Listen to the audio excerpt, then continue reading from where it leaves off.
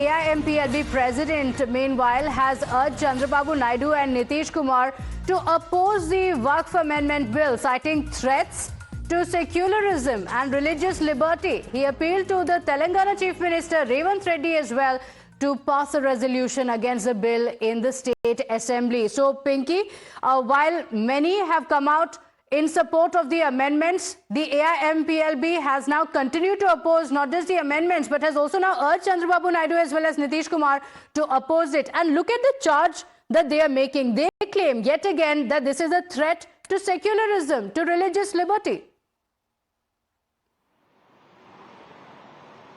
Well, absolutely, claiming that a threat to us, secularism and religious liberty.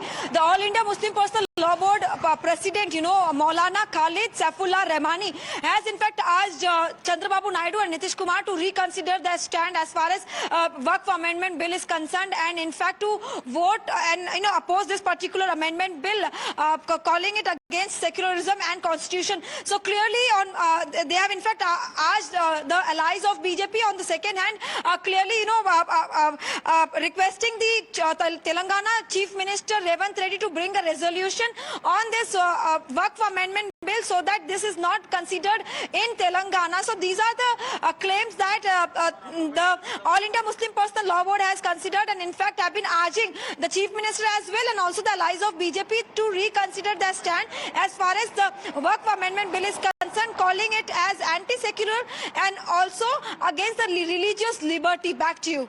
Okay.